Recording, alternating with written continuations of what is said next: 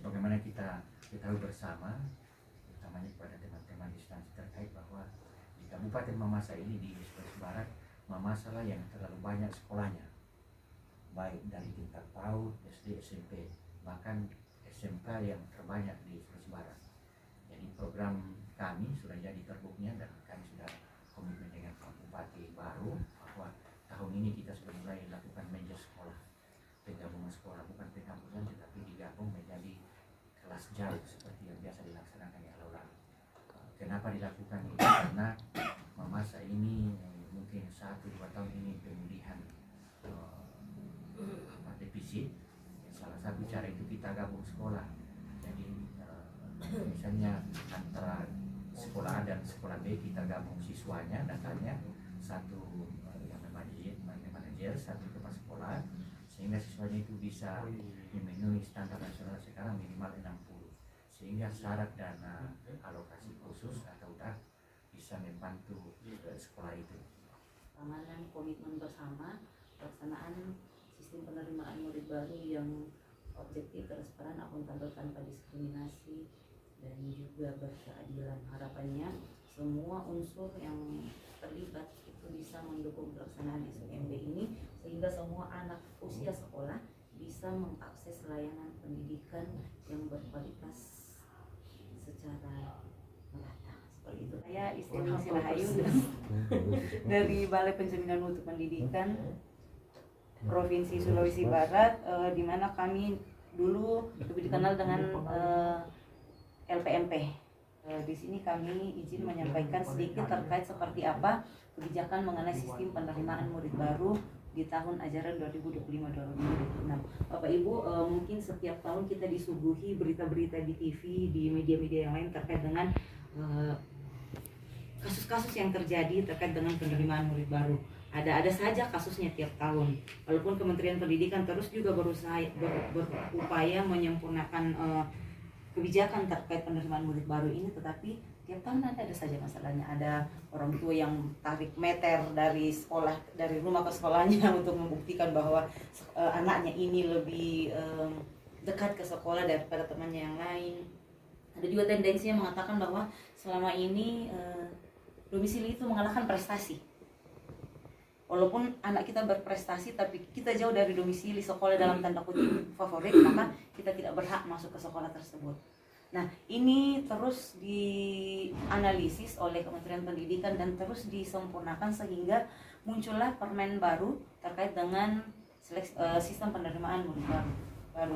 Ya, jadi permen ini dituangkan di dalam Permen Dikdasmen nomor 3 tahun 2025. Dengan terbitnya permen ini, maka regulasi yang lama terkait dengan penerimaan murid baru itu otomatis tidak berlaku lagi. Dan sistem penerimaan murid baru ini dilaksanakan dengan menganut 5 prinsip, yaitu objektif, transparan, akuntabel, berkeadilan, dan tanpa diskriminasi. Nah, tanpa diskriminasi ini kita bold dan garis bawahi karena tidak bisa dipungkiri di luar sana, kalau di Kabupaten Mamasa kemarin, puji Tuhan tahun kemarin tidak ada masalah ya.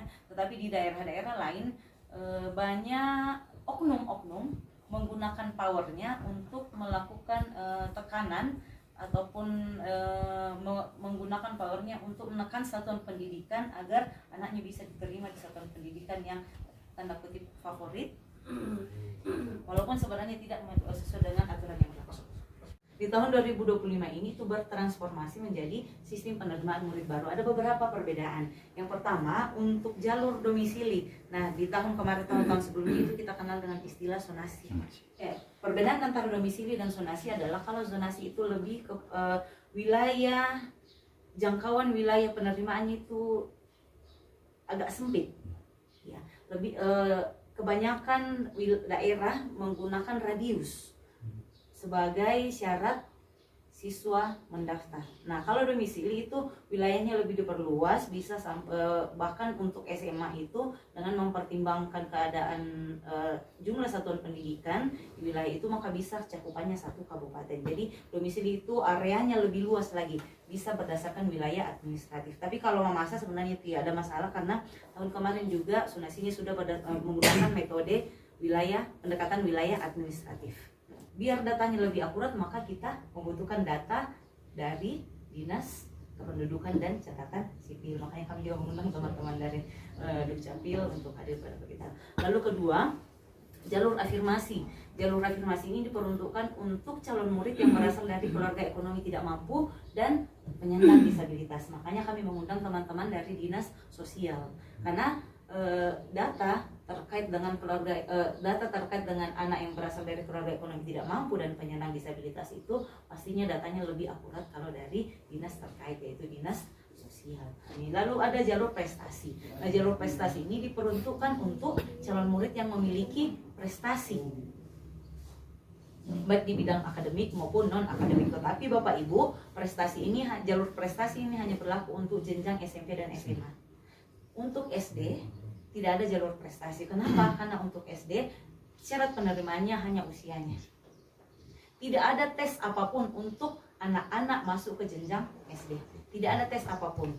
Lalu yang keempat ada jalur mutasi. Jalur mutasi ini diperuntukkan bagi calon murid yang berpindah domisili karena perpindahan tugas dari orang tua. Ini juga berlaku untuk anak guru. Anak guru yang mendaftar di satuan pendidikan tempat orang tuanya mengajar. Khusus untuk anak guru ataupun tenaga kependidikan. Seperti itu. Dan bahkan menerima program PKH. Karena tidak bisa dapat itu Pak kalau tidak terdaftar di TTS. Sekarang Pak. Ini Ardi. Silakan. Tidak ada sepak mancing-mancing. Kontrol di belakang. Tidak sepak mancing-mancing lagi Pak. Kami atas nama pemerintah daerah dan aparat penegak hukum Kabupaten Mamasa menyatakan: 1. Mendukung penyelenggaraan sistem penerimaan murid baru tahun ajaran 2025-2026 yang objektif, transparan, akuntabel, berkeadilan, dan tanpa diskriminasi. 2. Kami tidak akan melakukan intervensi terhadap seluruh proses dan tahapan pelaksanaan SPNB yang sesuai dengan aturan dan atau regulasi yang berlaku. 3. Bila terjadi pelanggaran, kami bersedia mematuhi proses sesuai dengan aturan, regulasi, dan atau hukum yang berlaku. SPNB bersih,